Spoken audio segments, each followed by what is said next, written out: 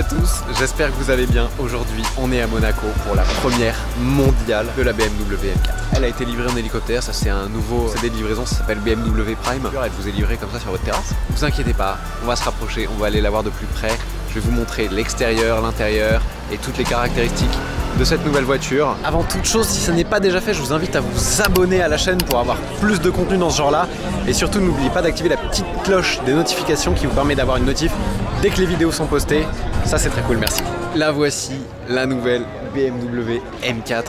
La M3 M4, la différence c'est que la M4 c'est le coupé et la M3 c'est la berline. Donc c'est une sportive qui est disponible en deux versions, 4 portes ou 2 portes. On a donc la M4 et elle existe aussi en différentes versions de puissance.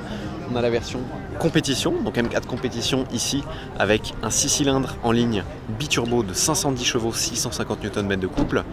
Et il y aura aussi la version M4 de base qui aura le même moteur mais avec 480 chevaux. Et la version normale sera disponible en boîte manuelle. La version compétition ne sera pas disponible en boîte manuelle. En France, on n'aura que la compétition, que ce soit M3 ou M4. La version normale de 480 chevaux ne sera pas disponible à la vente. Donc pas de manuel en France malheureusement les amis. Prix de base pour la M3 compétition, 102 000 € et celle-ci, la M4 compétition, 104 500 € de base sans option. Mais donc parlons du style. Ici, ce qu'on appelle en anglais les kidney grills, donc c'est les grilles en forme de rein, mais en France on dit les haricots, les demi-haricots. Il n'y a plus d'entourage pour la première fois des demi-haricots. Regardez, la carrosserie va jusqu'au bord, ça c'est très joli.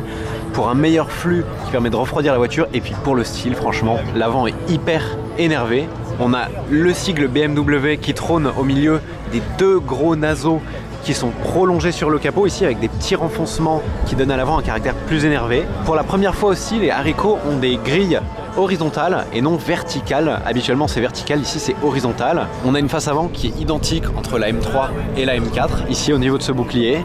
Et je trouve que ça reprend ici cette petite boucle des éléments de la M2 compétition et de la M2 CS qui sont très jolies, très agressives. On reprend les phares à 4 yeux si on peut dire, 4 optiques de la série 4. Des phares laser, donc qui éclairent très très loin avec le petit côté bleu, toujours très sympa. Et si vous faites attention, tout autour de la caisse, il y a un encadrement en noir laqué qui commence ici en fait et qui fait tout le tour, qui donne vraiment l'impression que la voiture est posée au sol comme une voiture de course. C'est assez sympa. On va parler des jantes aussi. On a des 20 pouces à l'arrière, 19 pouces à l'avant, donc on a des plus grandes jantes à l'arrière qu'à l'avant, avec des nouvelles jantes qui évoquent un petit peu les jantes, on va dire, compétition de chez BMW. Je sais pas si vous vous rappelez des jantes de la M5 compétition, mais c'est des jantes très ajourées comme ça aussi. On a deux séries, le toit en carbone, qui disparaît si on prend l'option toit ouvrant, et des lignes très très tendues sur cette nouvelle M4 compétition. Ici, le petit badge sur les deux côtés en noir laqué M4 compétition. Ça c'est du plastique un peu dur, mais je pense que tu peux prendre l'option carbone, ils seront très contents chez BMW. Et ces nouveaux rétroviseurs, beaucoup plus massifs que les anciens, toujours fixés ici et ouverts là, très sympa, mais plus rectangulaire, plus massif que les anciens. Regardez, c'est la petite antenne, je sais pas à quoi elle sert vraiment, mais c'est vraiment le petit aileron de requin. Et on a un toit en carbone qui est nervuré, donc très joli. Sur la malle de coffre, on a ce petit béquet en noir laqué qui est très joli, les petits badges noir laqué M4 compétition. Et vraiment moi, ma partie préférée, c'est l'arrière. On a un 3/4 arrière, mais sur la série 4 aussi, mais là c'est encore plus agressif. Un 3/4 arrière qui est magnifique. Diffuseur en noir laqué qui intègre les quadruples sorties d'échappement qui sont très jolies. Noir laqué aussi, je sais pas si c'est un échappement sport optionnel, mais l'échappement est vraiment très bien intégré, très joli. Des grosses sorties d'échappement. Dites-moi dans les commentaires qu'est-ce que vous pensez du look, est-ce que vous adorez, est-ce que vous détestez. Je sais que les avis sont très tranchés. On va regarder le moteur. Hop, c'est un 6 en ligne avec 2 turbos. Le moteur est pas hyper sexy quand on regarde sous le capot, hein. Il y a un joli cache en plastique et des barres de renforcement anti-rapprochement qui permettent de renforcer le châssis, qui sont en alu ou en acier, je sais pas. Et regardez sur le capot, ce qu'on disait, ces petits creux dans le capot, on aurait eu envie que ce soit ouvert pour que l'air qui rentre là ressorte ici. Mais il faut penser encore plus dans le futur, peut-être qu'ils ont réservé ça pour une future version compétition. N'oubliez pas que cette voiture va évoluer dans le temps aussi. Il paraît que quand on prend le pack compétition, il y a un Harry Vatanen fourni avec. Ah oui, ça peut, mais le prix n'est plus pareil, évidemment. C'est beaucoup plus cher. Non, en fait, c'est bien gratuit. Tellement de plaisir, c'est bien gratuit. En fait, c'est moi qui paye. Que pour le plaisir.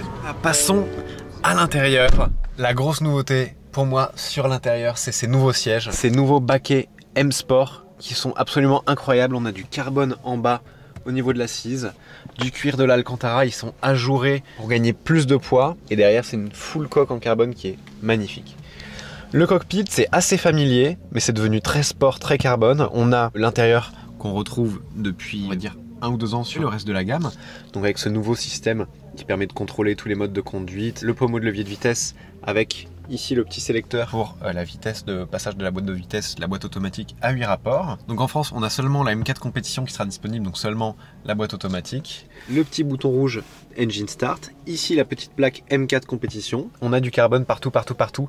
Et même sur les palettes, ça c'est vraiment magnifique. Cette fois on a des grandes palettes avec le petit détail rouge ici, c'est magnifique.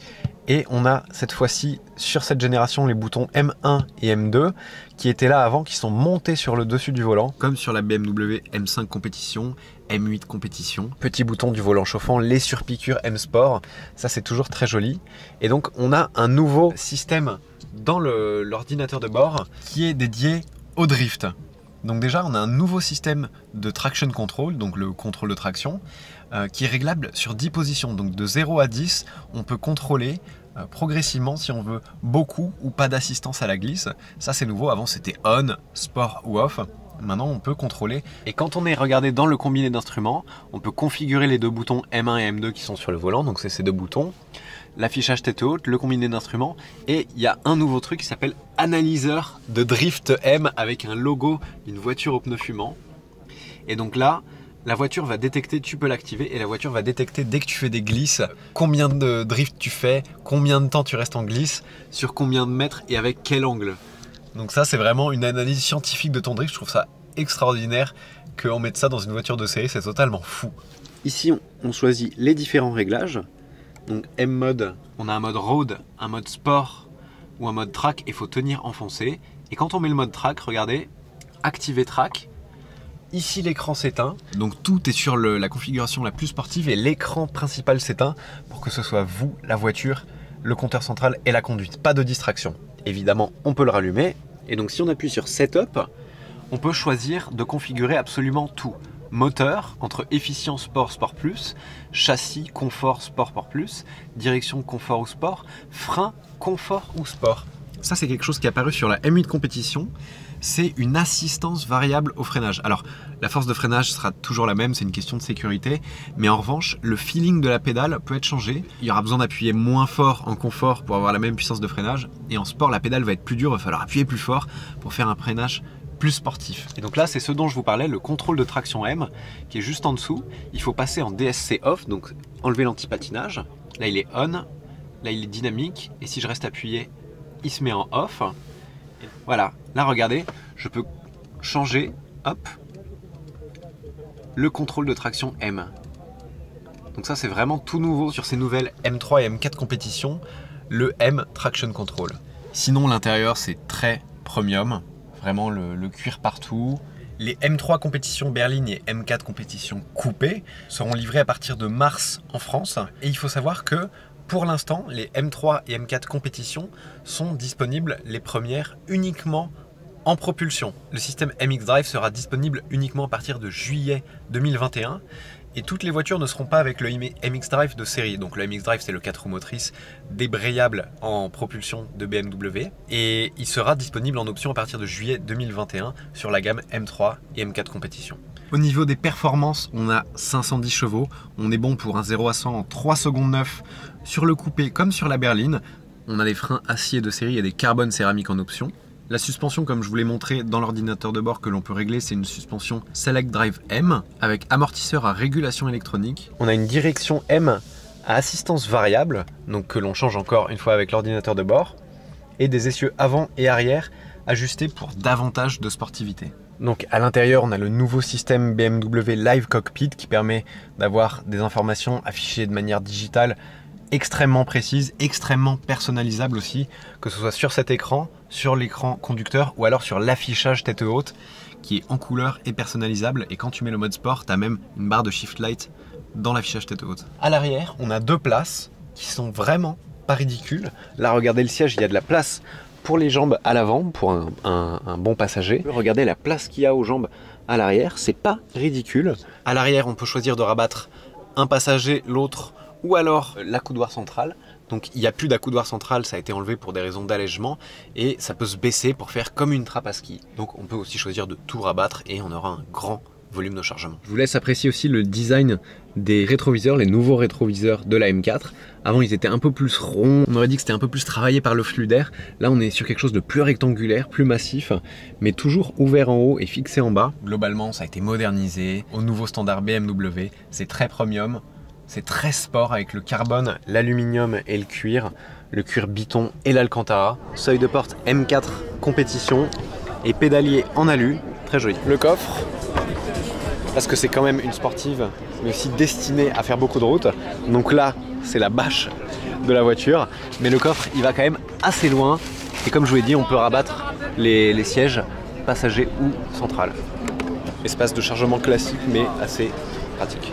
Je sais que vous allez me demander ce que j'en pense du design et là c'est très subjectif. Personnellement je trouve que chaque détail est magnifique. Mise ensemble, l'avant, j'ai un petit peu de mal pour l'instant mais quand même c'est super agressif. Par contre la ligne générale et l'arrière, c'est absolument sublime. Cet arrière est dingue. Les échappements, le diffuseur, la ligne, tout est vraiment très très beau. C'est juste l'avant, j'ai l'impression que c'est tellement sophistiqué que c'en est un petit peu lourd mais je pense que tu vas voir ça arriver dans ton rétro avec les phares allumés, avec les grilles verticales, ça va être sympa. BMW a aussi lancé BMW M, sa première moto, la M1000RR, une version encore plus sportive de la S1000RR. C'est la première fois que le département M s'attaque à une moto. Elle est incroyable, avec des petits éléments aérodynamiques en carbone. Mais voilà, c'est la fin de la présentation de cette M4 compétition. J'espère qu'elle vous a plu. Mettez un pouce vers le haut si c'est le cas. N'hésitez pas à vous abonner si ça n'est pas déjà fait. Et je vous dis à très bientôt pour une prochaine vidéo. Ciao!